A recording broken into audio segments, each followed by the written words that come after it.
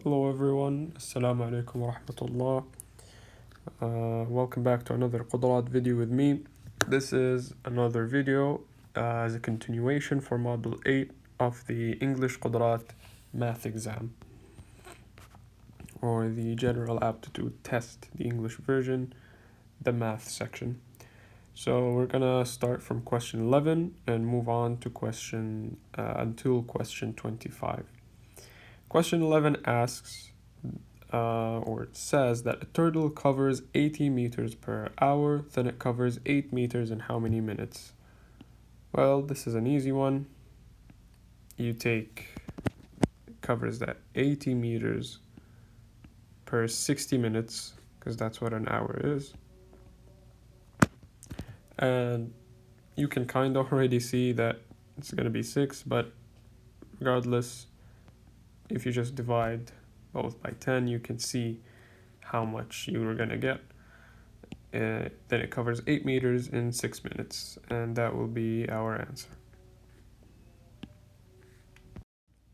Alright, moving on to question 12, which says 3 boys can perform a work in 36 hours. Then the needed hours for 4 boys to perform the same work is what hours? Now, an instinct for you, if you're familiar with the GAT exam, is to put 2 numbers over each other and like cross multiply and then divide, and I think you know what I'm talking about. If you don't, well, that's fine.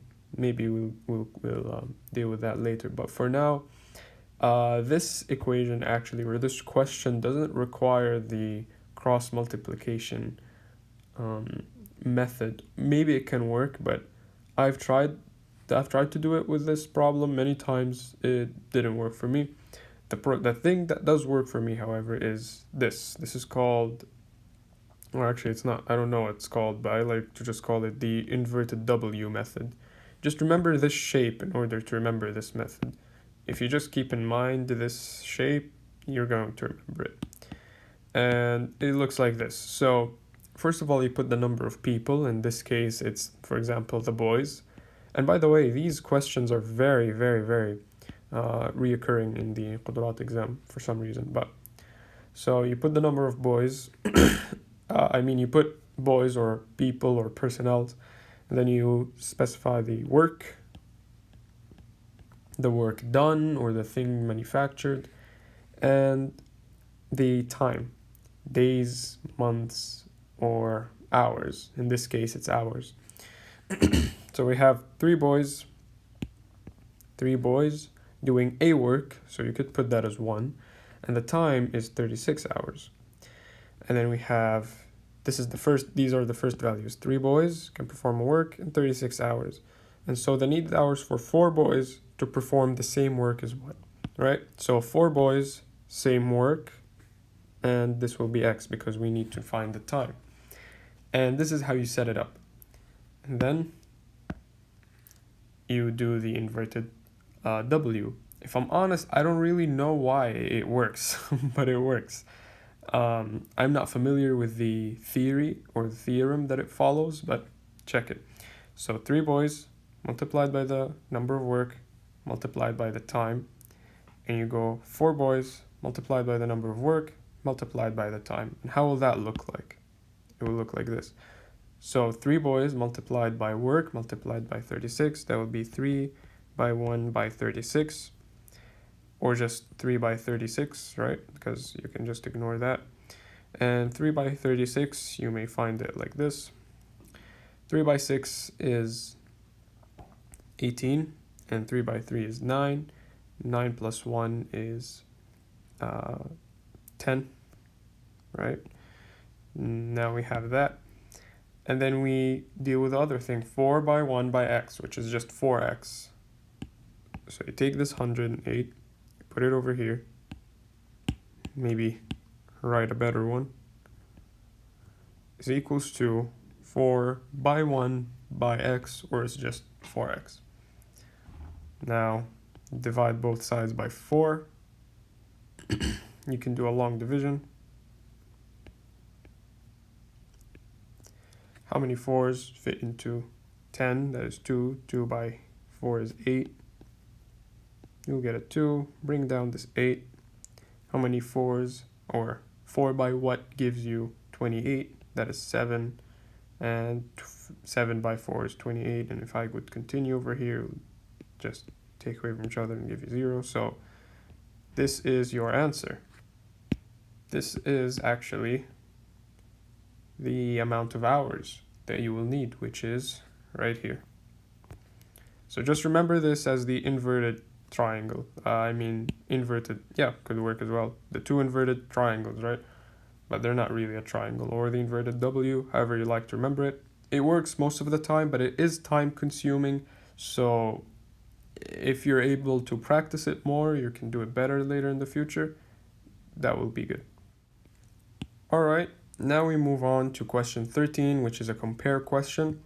It says that the value of A is 81 by 8 by 7, and the value of B is 27 by 14 by 12.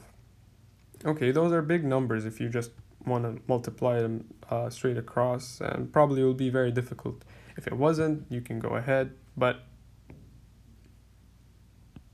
you can do something that's a bit more time consuming, but it does help. So you have 81 being multiplied by 8 being multiplied by 7.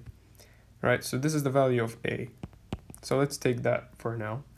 So what is 81? 81 is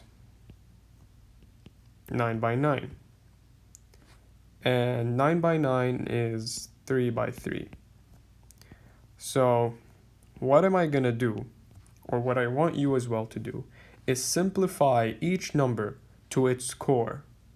And this is 81's core. Yep. This is 81's core. 3 by 3, 3 by 3 multiplied by 3 by 3 by 3, right? Like this is the core of that number. And you have to do that with each number in the equation in order to be able to solve this. The thing that I fear is that in the exam, you get numbers with different cores, and if you get numbers with different cores, that will be more difficult. But for now, you have numbers with similar cores, as you're going to see. So keep those values in mind, right? Just maybe highlight them. Yeah, just keep them in mind for now. Don't forget about them. And then you move on to the next one. So 8. 8 is consistent of 4 by 2. And 4 is 2 by 2. And now we have those numbers. 2 and 2 and 2. And 7 is a prime number, so it's 7 by 1. And we have the value as well. All right, now let's do the same, but with the value of B. B is 27 by 14 by 12. All right, 27 by 14 by 12. So what is 27? It is 3 by 9. Off the top of your head, you can just know these things. So 3 by 9, what is 9? It is 3 by 3. And it comes with practice as well. So we can highlight those numbers. Core numbers. All right, moving on to 14. What is 14? Well, 7 by 2, right? And you can just keep that in mind.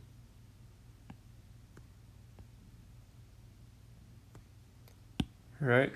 And then we have 12. What is 12? 12 is 6 by 2. And 6 is just 3 by 2. Right? Those are literally just things like off the top of my head, like the easiest values that I can think of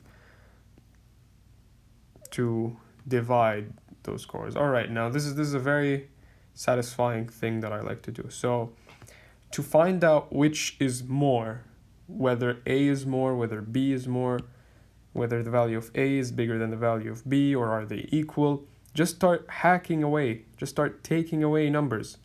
But of course, so if we're going to take a 3 away, then we're going to take a 3 from here away, right? If we're going to take this 3 away, we're going to take this 3 away, we're going to take this 3, and so and so. If you take down a number, take another number with it. 2, with a 2, another one, and there we go. And what we're left with is these two. 7 by 1, which is 7, and 7. And so they are equal. Do you see that? Do you see that the value of A is equals to the value of B? They are equal. How is that? Why is that? Well, you just divided those huge numbers over here. You divided them to their cores individually. And if you get like a really huge number, like if they put the actual like answer instead, and they're like the answer for 81 by 8 by 7, if they put it over here, let's say that it's x, and 27 by 14 by 12, let's say that it's y, you have to do the same thing. Just divide it to its core element and then compare. And that is how you deal with really huge numbers. Be sure to never change the equation, and it will always be correct. All right, now we move on to question 14, which asks, if 10% of x is equals to y, then x is what? Well, they should have mentioned like is what in relation to y, because you can derive that from the answers being shown. And okay, so let's think about it. So 10% of x is equals to y. So, for example, you can just say that x is 100, right? 10% of 100 is equals to 10. You can just do that. Or maybe using a different color would be better. 10% of x, or 10% of 100, is 10. So then just think about it. So then what is 10? Like, what is x in comparison to 10? So what is 100? What is 100 in comparison to 10? So, as you can see here, the answer is right in front of you, because 10 by 10 gives you 100. And you can try that with any other number, but since 100 is the easiest number, 10 is an easy number, just use those. You can just plug those in and get the answer as D, 10y. Moving on to question 15. In the opposite figure, pi is equal to 3.14. If the radius of each circle is 10, find the area of the colored part. I worked on this drawing very hard, as you can see, and this is the colored part, and we have 4 circles, identical circles. They are all the same circles, and we have a square in the middle, right? And pi is equals to 3.14. That means when you see pi is equals to 3.14, what is happening here is that they are telling you to treat pi as this number. Don't just leave pi like this. No, use this number to derive the answer. So that's why you don't see pi in any of the answers, which you probably think, oh no, how am I gonna use this number? Like decimals, they're confusing. Pi number is very confusing, right? But it's actually a lot easier than that. So to find anything within anything. So for example, you have a triangle and a rectangle, and they are in each other, and then you have like this colored part within. The way to find it will always be the same. You find the area of the triangle, and you find the area of the rectangle. And if you find the area of the triangle and the area of the rectangle, what happens is that you just minus them together, minus them from each other, and you will get this thing in between. You will always get that. So just keep that in mind. It is always area minus area. Whenever they're asking you any question similar to this, all they have to remember is that you have to find 2 areas and minus them from each other if it's only 2 shapes. And here it's a trick. They gave you 4 shapes. They gave you a circle. They gave you 4 circles. They gave you actually 5 shapes. So they gave you 4 circles and 1 square. and they're asking you for the thing inside of it. And the square is in between the 4 circles. It does look confusing. However, if you just think about it for a second, as you can see, these are identical parts taken from the circle, right? So you can see that this is a quarter of a circle. And what's taken inside is also a quarter of a circle, right? And the same thing over here, and the same thing over here. Quarter of a circle. And the quarter is being multiplied by 4 in that case. How? Because there are 4 circles. And each of them, only a quarter is taken inside the square. So you can treat this as one circle. You can treat this as simply one circle and forget that there are 4 of them. And so you only need to find the area for one of them to get to minus it from the area of the square, or to subtract it from the area of the square. So I guess I know that this sounds confusing, but I hope it makes sense at the same time. So there are 4 circles, and you are given the radius, and you are given a quarter, only 1/4 of each of the circles that are involved in here. So you can literally just ignore the rest of it. You can ignore all of this. And if you only take what's inside, 4 quarters form one circle. So there you go. Now let's find the area of that circle. So that will be pi r squared, right? Pi by 10 squared. And remember, pi is here being treated as 3.14. So pi, or 3.14, is being multiplied by 100. And this is why it's actually easier.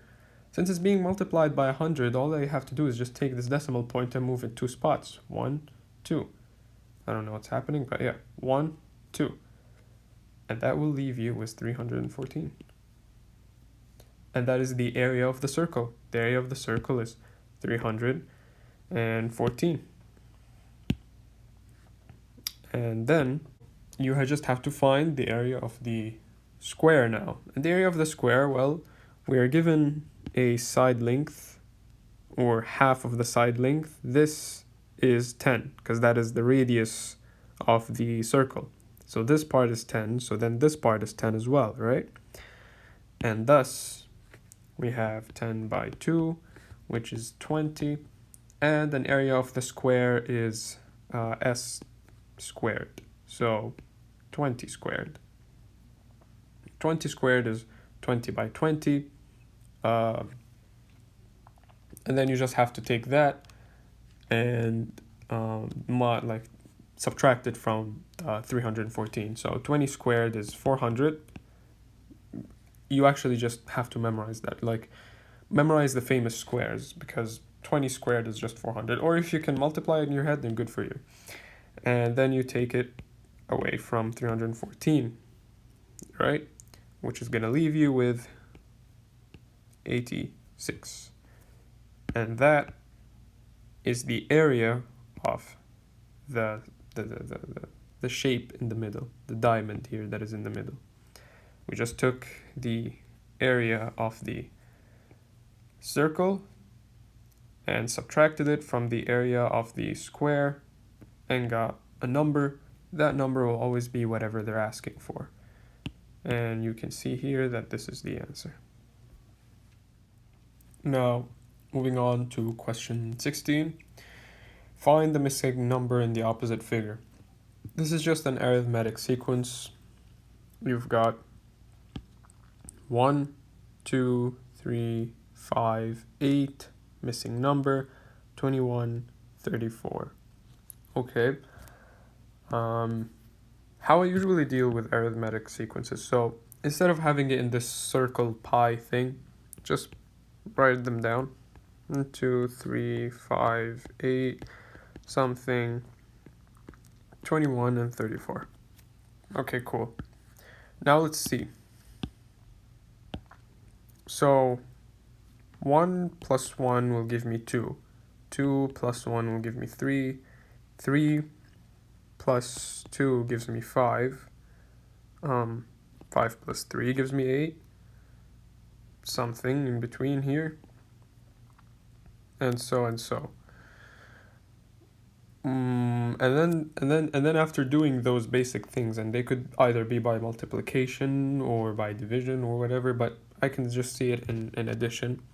Just look at look at these numbers now and try to find a pattern. So what I can find is that they are being added together. So from 1 we moved on to 2. But notice here that there's a 1 plus a 1, right? This is an addition, by the way. Oh my god. Plus 1. And it goes on.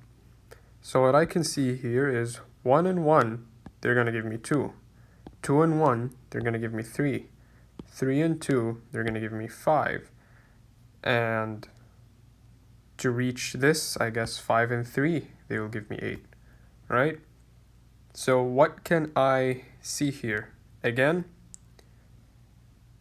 you can now, I guess, like using those, you can now see. So 2 plus 1 is 3. 3 plus 2 is 5. 5 plus 3 is 8. And then x will definitely be 5 plus 8. And we can test it. So let's write it down. 5 plus 8, that is 13. Now let's see. 13 plus 8, is it 21? Yep. 13 plus 8 is 21. 7 by 13 is 20. Plus 7 plus 13 is 20. We have one number left, then we get 21.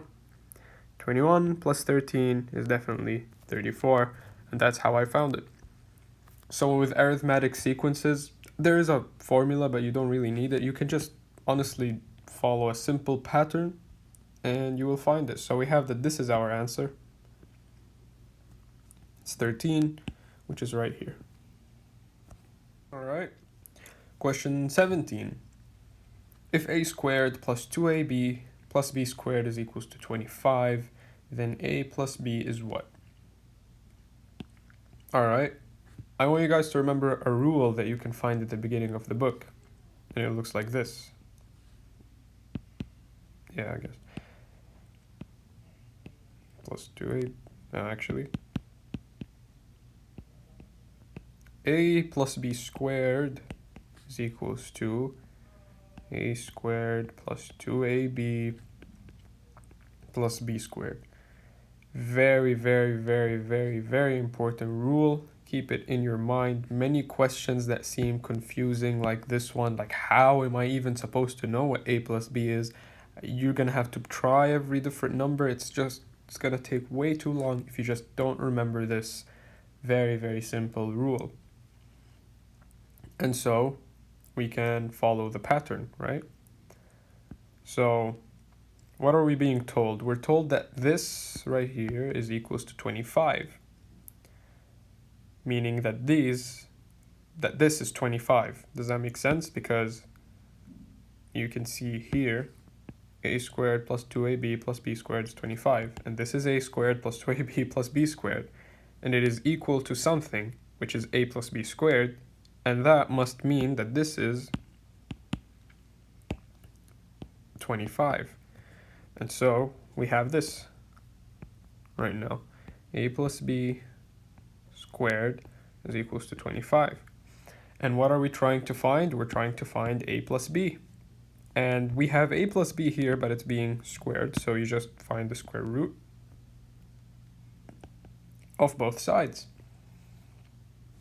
And what we'll be left with is a plus b is equals to the square root of 25, which, this is also very important, is not equals to 5 simply. It was always equals to plus or minus 5. There's a whole process for why this is the case, but for now, keep it in your mind. A plus b is equals to the square root of 25 is actually plus or minus 5, but don't use that when you're doing an equation. Like, for example, if you're doing a square root of 9 for any other reason, it's just 3. But in an equation, in a problem that looks like this, when you're square rooting both sides, it must be plus or minus 5, which is the answer of D. So again, two very important things. Remember this rule, very important rule, and remember this other rule, that the square root of any like perfect square like 9 or 25 is actually plus or minus whatever number. Plus or minus whatever number. Alright, now we move on to question 18, which asks, a positive real number, if its half is added to it and also to its quarter, the answer would be 21. What is that number? And then we're given a bunch of choices, right? Now, this might seem a bit confusing, like a positive real number, right? So that's any number. Its half is added to it, okay? And also to its quarter. The answer will be 21.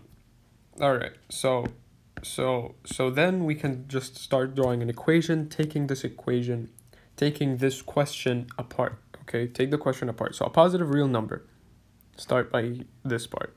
Positive real number, that is x, just any positive real number, right? If its half is added to it, so that is plus half of x, which is just literally half of x, right? And then also to its quarter, right? So the quarter has also to be added, and then the answer will be 21. So what is the quarter? It's just quarter of x, and the answer will be 21. All right, what do we do from here? We look at the answer choices. It will be easy to just plug in for x and then see if the answer is 21. If the answer is not 21, we can just take away that answer. If the answer is 21, then there you go, that is your answer. All right, then let's start from bottom to top. We're going to go this way. Why is that? It's because those numbers are easier, right? So don't just go ahead like start 24, let's go 21, 8, 4. And by the way, just notice this problem. So this is actually wrong. Well, I guess now you know the answer, but this should be 12, not 21. It's just inverted. So in the book, it is also 21. So be careful for that. Model 8 in the book, question 18, it is 12, not 21. Big problem. I don't know why they didn't fix it, but it's 12. And I guess now you know the answer. But anyways, let's just go with it.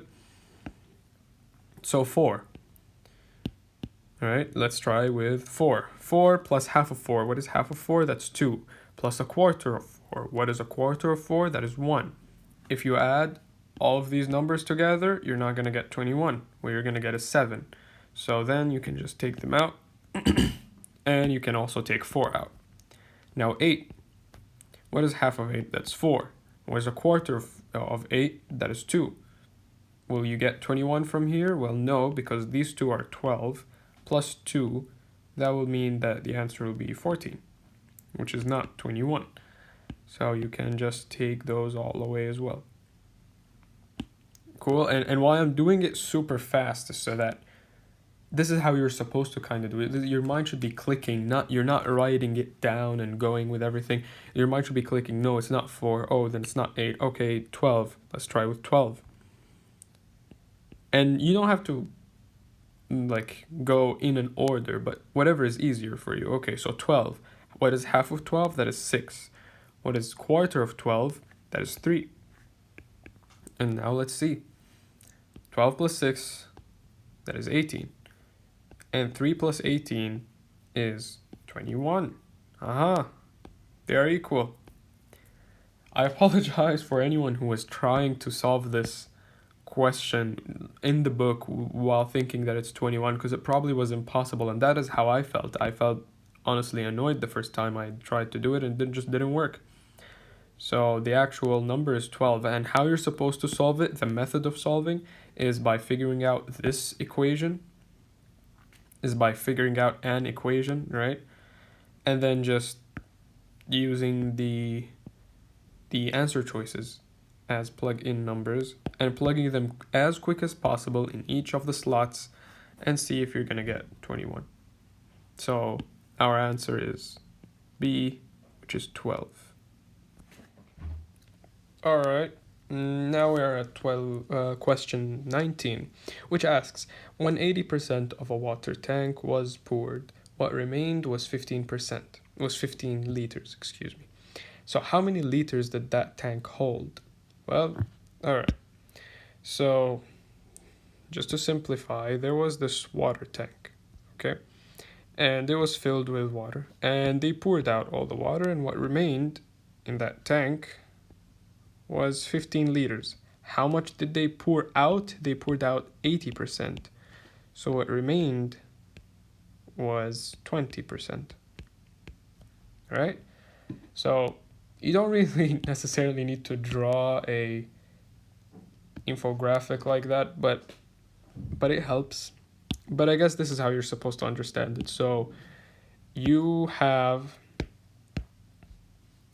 two things now. So you have that what remained was 15%, and that is equals to 20. I mean, what remained was 15 liters, and what remained is, and that is 20%. Why is it 20%? Because they poured out 80%, right? Makes sense, I hope.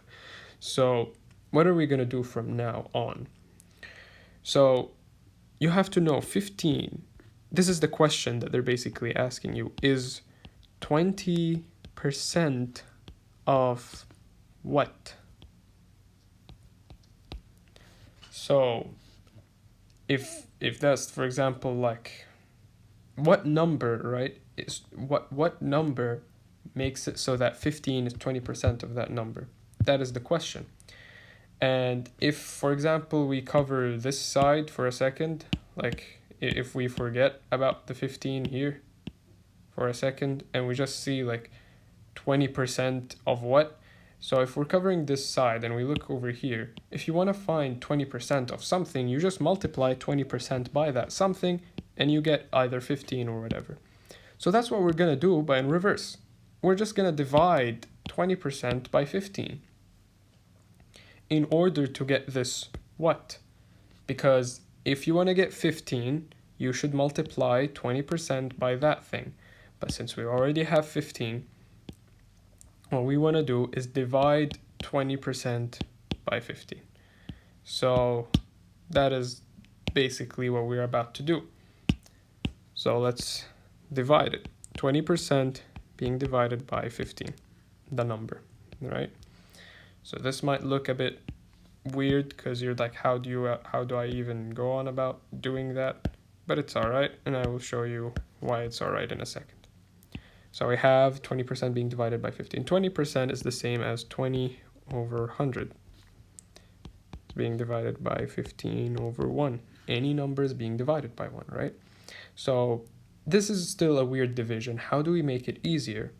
If you want to make any division easier, division of fractions, they have to be fractions. If you want to make it easier, flip one of them. 100 over 20 now will be multiplied by 15 over 1. This is one of my favorite tips. I always use it.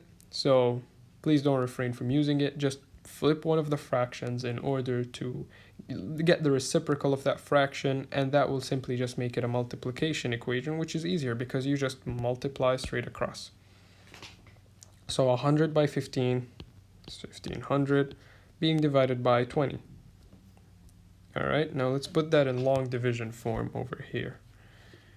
20 being divided by 1500. Or actually, if you look at here, you can just take those two zeros out. So you don't really need it to be 20. It's 150 over 2. So it's just 150 is being divided. And you don't really need long division for that anymore. But I guess you can do it. But you just have to think like, what two numbers being...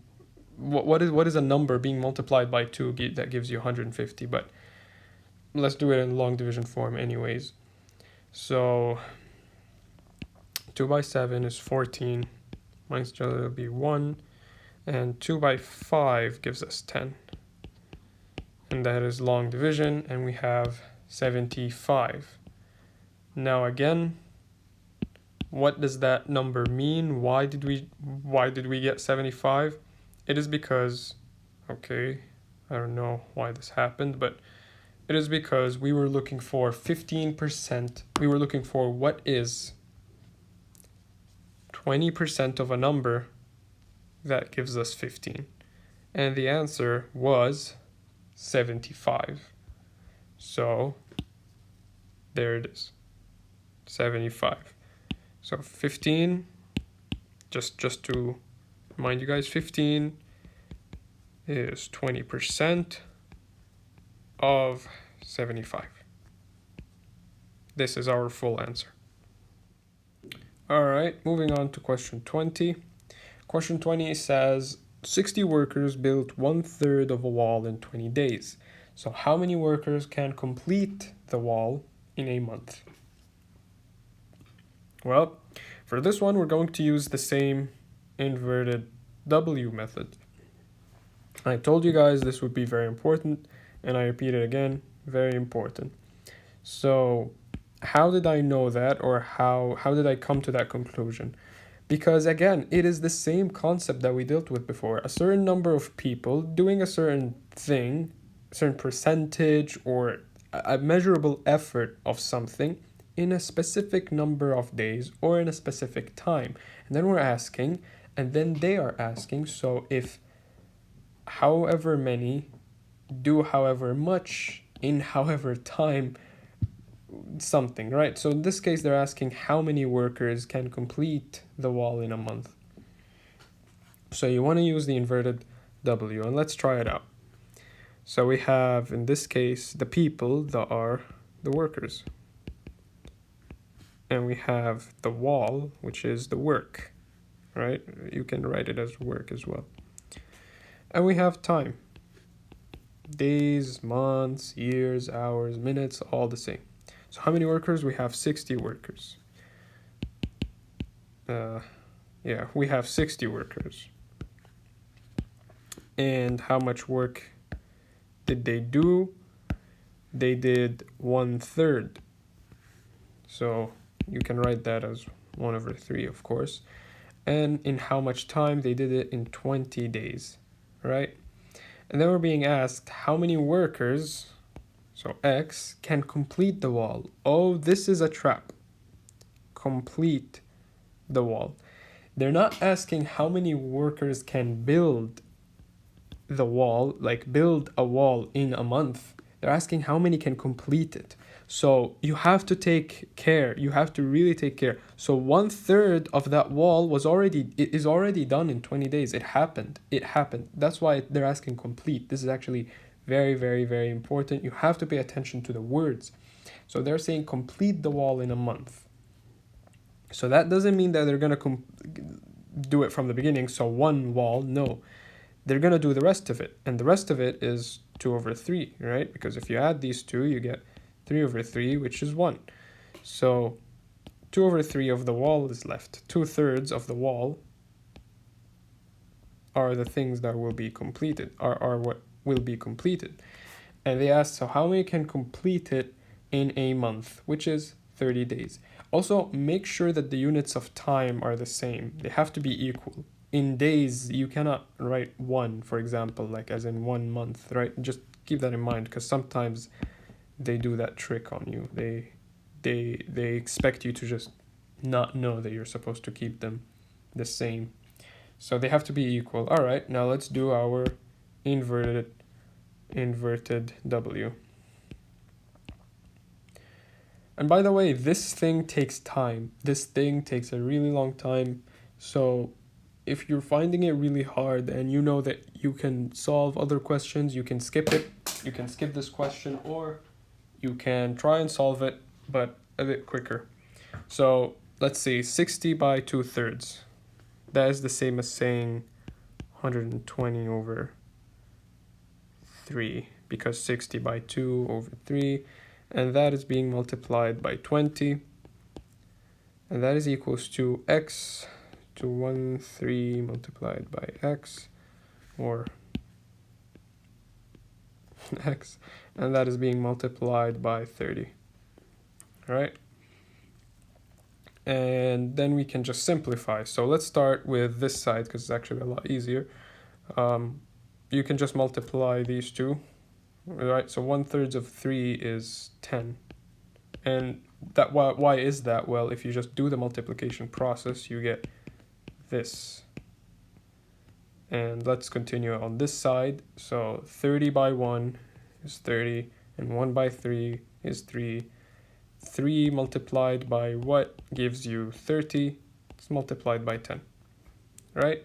Or instead of doing this whole process, just remember 1/3 of something, 1/3 of anything just means like it being divided by 3. So 30 divided by 3 is 10, and the x will be left alone. So now we have this 10x. 10x multiplied, and now we have 120 being multiplied by 20 over 3. You can do this.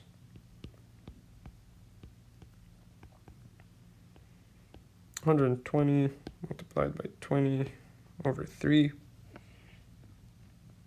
Now, what is 120 multiplied by 20?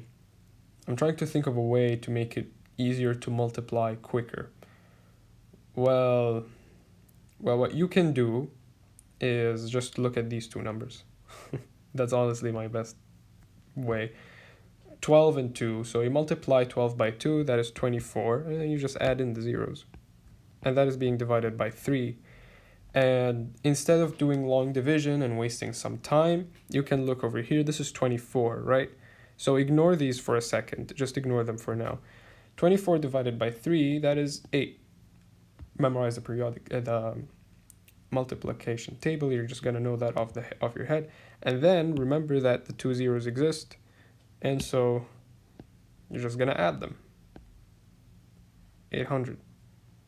So I guess that is the easiest way to find it, instead of really just, just don't get stressed when you see something like this, right? If there are the zeros and those two, if the earlier numbers are easier numbers, like for example 2 and 12, you can just multiply those two together and add the zeros later. So you just don't get stressed whenever you see that.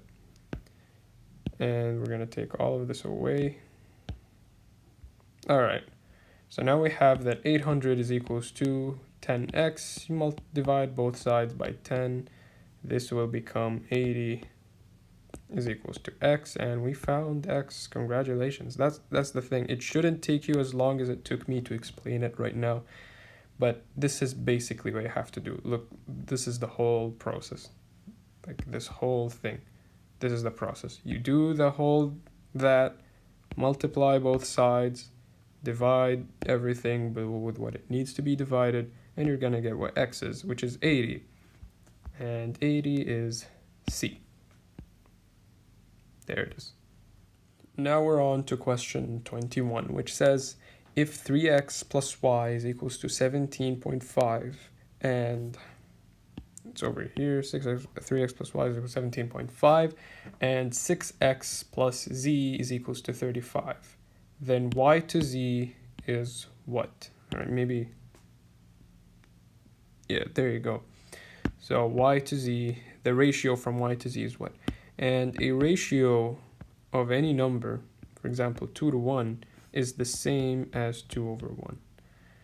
And that's why, for example, saying 24 over 12 simplified is 2 over 1, because 12 by 2 is equals to 24.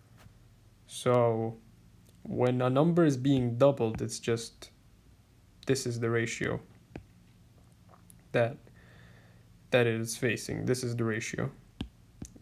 So let's see. With that knowledge that we will keep, let's see. 3x plus y is equals to 17.5. And we have that 6x plus z is equals to 35. All right. So what can we see already? We can see that we can see that 3 is being doubled over here. 3 by 2 will give us 6, right? And we can see that the answer as well is being doubled. 17.5 by 2 gives us 35. So with that knowledge, what can you do? Well, then we can really already see that this should be doubled as well. I know that the explanation, there's like more in depth of it, but since it seems like, and it already looks like those two equations are just like, for example, if you just take this one away for a second, if you multiply those by 2, what you're gonna get is 6x plus y is equals to 35. And this is what is happening here, right? They just replace the y with z because they just want to mess with you, right? So this is actually way, way simpler than people would think. It's just that this equation is literally the 1 to this 2. So the ratio between those two equations will be over here. This will be the 2, and this will be the 1. Maybe I should clean it up a little bit so that you guys see what I'm talking about. This will be the 1, and over here this is 2. Why? Because this is double this. So the ratio between those two now, the y and z, will react accordingly. It will be 2 to 1, but pay attention. Y comes first and z comes second. So pay attention to that. It is not 2 to 1, because then this would be 1. Then this would be 2, I mean. But since this is 1, right, as you can see, it is 1, and this is 2, and this is z. So the y will be 1, and the z will be the 2. This is how it is supposed to look like.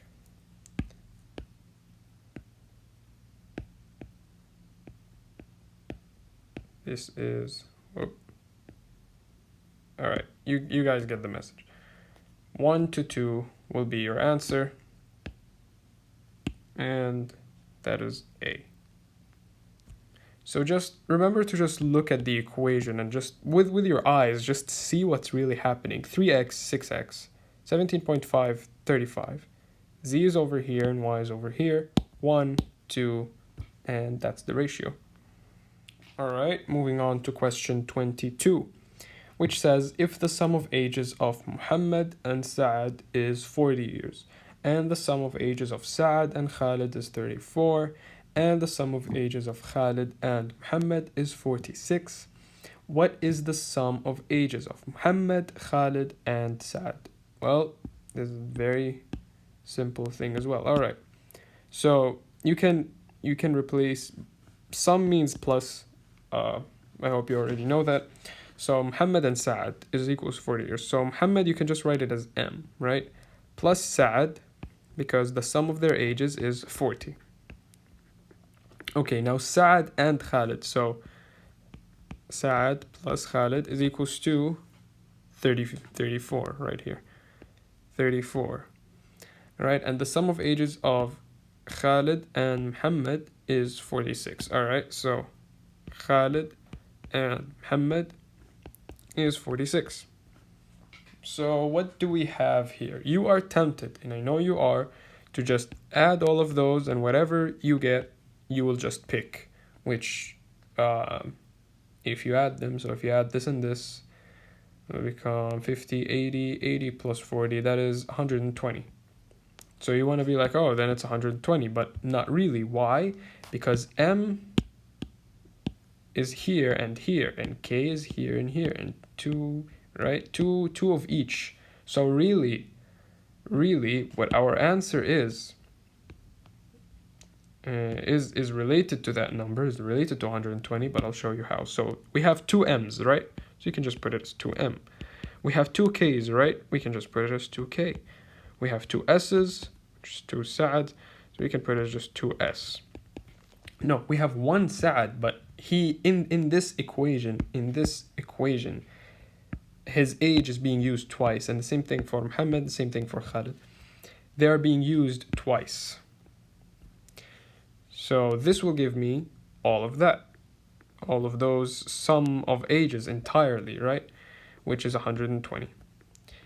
And then to just make it into m plus k plus s, you just must divide everything by a measly 2. And so m plus k plus s, it will cancel out all of the 2's, and it will turn this into 120 divided by 2, which is 60, because 60 by 2 is 120. So you will have that m plus k plus s is equals to 60. So do not get fooled and just look over here and then just be like, oh, there you go, it's 120, we're done. Do not get fooled. How can we be done if there are still 2 m's and 2 k's and 2 s's? We need to simplify everything and come up with the last answer, which is 60, and that is D. Alright, we have question 23, which is saying a car took off from city A to city B and the distance was 20 kilometers. So then it took off to city C, and the distance then was 15 kilometers. So what is the distance between city A and city C? Now, they did something to help out. They just drew for you the triangle and they gave you the numbers. So really, this has nothing to do with cities and kilometers and A and C. All it has to do is that there's this triangle. What is this side length? That's it. And we can do that using the very famous Pythagorean Theorem. Pythagorean Theorem. I'm not sure if it's an A or an O here, but I'm gonna assume it's an O. Could be an A. Theorem. And basically this guy called Pythagoras, he didn't really, but he just knew that if you take the two side lengths of a right angle triangle, if you take those two side lengths, square them and add them together, you will get the third side length all the time. Now, what this theorem looks like is actually this. You take one side length, square it, you take another side length, square it, you will always get the third side length squared. And that is what the theorem really is. And yeah, this is what it looks like. And let me show you how it works. So what is A, what is B, what is C? The long side is A, the short side is B, and the longest side is C. The longest side is called the hypotenuse. And that is really all that you need to solve this question or any other right angle. This only works on right angle triangles. This is the only rule because there is a hypotenuse. And if there's a hypotenuse, there's these two sides. You can just square them and you will get what the hypotenuse is. So let's square them. What's 20 squared? Well, famous square roots, memorize them. That's just 400. What is 15 squared? Again, famous square root, memorize them because it will just take you a long time to just multiply 15 by 15 and stuff like that. So instead, just know that a famous square root is 15 squared. And 15 squared is 225. That will give me C squared. Alright, now to find C, we just have to square root. We just have to add those two and then square root whatever we will have, and we will get what C is. Alright, so let's add them together. 200, 400, that will be 600. 25 plus nothing is 25. Square root of that will give me c. Now, square root of 25 might look like a complicated square root. I guess it is a complicated square root, but the answer to it is 25. And that is a famous number to just know the square root of. And yeah, and don't, I guess don't do that. Don't do this. Plus 15 squared is equals to c squared. So you just do this and you're like, oh, it's just 20 by 15, because then that will give you 35, which is wrong. You want 25. So maybe there is another way that is easier to do this without a lot of memorization, but try to just know these numbers, get familiar with them at least. And 25 is over here, and that is our answer choice D, 25. All right, now we have question 14, the one before last. The width of a cuboid is 2 over 5 its length, and if the perimeter of the base is 14 centimeters and its volume is 90 centimeters cubed, then what is its height? First of all, what is a cuboid? Memorize the famous shapes, but a cuboid this is a cube. All right, do not mistake it for a cuboid. A cuboid is a rectangular cube. It is more of a rectangle.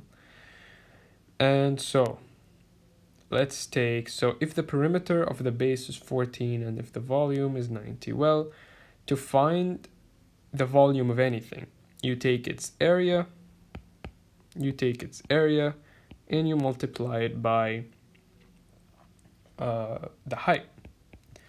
So what is the area of this cuboid, where it's not really given, but what is given is a part of it. I'm gonna show you in a second. We have that the width of it is 2 over 5 its length. And so first of all, what's the area, right? The area is just the area of a regular rectangle. So what's the area of a regular rectangle? That is just the length being multiplied by the width. Okay, so what are they telling us? They're not telling us the values, they're telling us that the width is equals to 2/5 of the length. And where does that exactly leave us? It leaves us at this. So if L by W by H, right? Because height is equals to 90, because this is the volume, then this actually leaves us at here. L by 2 over 5, should be 5, L multiplied by H is equals to 90. This is actually what we're left at right now. And so we're gonna just take everything else and we will see how we're gonna make the best of the situation. Now this problem also takes a long time, so with practice it will take lesser time. Now we're given that the perimeter of the base is 14. So again, a rectangle, right? A rectangle. Its perimeter is 2L plus W. Famous equations. They are actually given in the beginning of the exam, so but you don't want to waste time looking at them, so try to memorize them early on. So this is the perimeter of the rectangle. So let's draw it over here. The perimeter, which is 2L plus W, which we already said is just 2 over 5L, because that is its value, is equals to 14, because that is what they told us, 14 centimeters, and the volume is 90. Now let's get on a roller coaster and see where we're gonna end up. All right, so first of all, let's just distributive property. After using the distributive property, this is what we're gonna end up with. 2 by L will give us 2L. 2 by 2 over 5 will become 4 over 5. And L, of course. And 14 is just 14. Now, let's see where we will end up. Okay, well, 2L plus 4 over 5L. Well, we can just add this because these two are the same, L and L. So you can just regard them as 1. Anyways, so we have 2 over 1 being added to 4 over 5. They have different denominators, thus we have to make them similar, or actually identical. We can do that on one side, so, but just whatever you do up, you have to do, whatever you do down, you have to do up as well. So 1 will be multiplied by 5, and 2 as well will be multiplied by 5. This will become 10 over 5. And it will be added to 4 over 5. And that is 14 over 5. Okay, so let's look back at what we did here. So now we have 14 over 5. L is equals to 14. We're trying to find L. So can you see what I'm seeing here? This is 14 and this is 14. And 14 is being divided by 5 and multiplied by something else. You have to remember that there is a multiplication process between those two. And that something that it's being multiplied with or by removed the 5. And we have a solve for 14. And that number will definitely be 5, because if 14 over 5 got multiplied to 5, they would just cancel out and you would get 14. So without dividing and going through all the trouble, because this thing already took a long time, you can just derive from what your eyes are seeing that L is equals to 5. And that is a huge discovery, because now we can go on. We can go back up. So we have 5 multiplied by 2 over 5 by 5 multiplied by height is equals to 90. And well, what is that? Well, 2 over 5 by 5, that is 2, right? Because these two cancel out. So 5 by 2 by height, well, not by 10, by height, is equals to 90. 5 by 2 is 10. And let's just separate them over here. It's 10. This is 10 being multiplied by something and gave us 90. 10 by what equals 90? 10 by 9, of course. 10 by 9 equals 90, and that is the height, 9. We went through an 8-step process in order to reach this 9, so I hope you enjoyed it. So first of all, we did the distributive property over here. We got two numbers. We changed the denominator to match the other denominator. We added two fractions and then divided, I guess, or just used logic to find L. And finding L led us to the final 9 after plugging in for each L until dividing 10 by 90, and so we got 9, and that is answer C. Moving on to question 25, last question of Model 8 of the math section of the English Qudurat exam. An employee gets, well, this is not right, he gets 2,000 SAR or reals for working 40 hours a week. And now if he works overtime, he gets the value of 1.5 hours for every 1 hour of overtime. So how many hours must he work in a week to get 2,300 reals, which is SAR? Okay, so let's see. He gets, normally, let's put that as norm, 2000 per how long? Per 40 hours, right? In a week, in 7 days, right? In 7 days. And I'm not really doing the inverted triangle, inverted W thing. I'm just writing down, what we have, because you cannot do an inverted triangle because there is a change of values. He gets now 1.5 hours for every 1 hour of overtime. That is gonna matter in a minute. In 7 days, all right. This is his normal work. All right, and how much is he trying to get? He's trying to make 2,000 reals, 2,300 reals in that week. And they're asking how many hours should he work in 1 week to get 2,300. Well, it will have to be bigger than 40, all right? That's just common sense, because if he works 40 hours a week and he gets only 2,000, then it has to be more than 40 in order for him to get 2,300. So there's an answer choice here that we can just take out. All right, let's move on. So let's see. Now, for every hour that he works for extra time, he gets 1.5. Let's see what that means.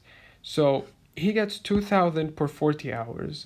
That means he gets 200 per 4 hours, which means he gets 50 per 1 hour. That's just quick math, because you just remove those, you get 204. You divide those and you get 50 and 1. And let's see what we can do from here. All right, so this is actually very good. This is very important. We have that he gets 50 reals in 1 hour. 50 SAR in 1 hour. That is in his normal life, but for the extra time, he will get 50 times 1.5 for the hour. For the hour. So he will get like 50 and a half, basically, right? So if he's gonna get 50, like 50 multiplied by 1.5, which is not 50 and a half, it's like 75. It's 75 for the hour, right? It's not 50 and a half, it's 75. All right. So he's going to do that he's going to get that not for just a normal time, he will get that for the extra time. So he finished his 40 hours a week, and now he needs to make, and now, so let's think of it like this, all right? He's done with this. He's done with this. He has 2,000 reals already, right? He already has that amount of money with him because he already worked 40 hours a week. How do I know this? Because they are saying that, that's what he gets per week, and he needs to just work extra time for the week, for 7 days. So let's say he already has this and he wants to make 300. He wants to make 300 extra. So to get that, what we will have to do is find 75 multiplied by what will give us 300. Because whatever this number will be, that will be the number of hours that he has to work extra. And if we add that number of hours that he has to work extra to the number of hours that he works normally, which is 40, which gets him 2,000, we can then, that's the answer actually.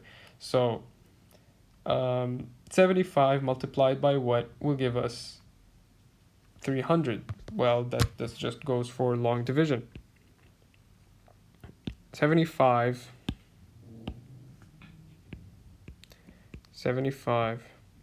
big division by, or actually it's kind of useless, to be honest. It takes more time, but we can just say, all right, well, 75 by 2.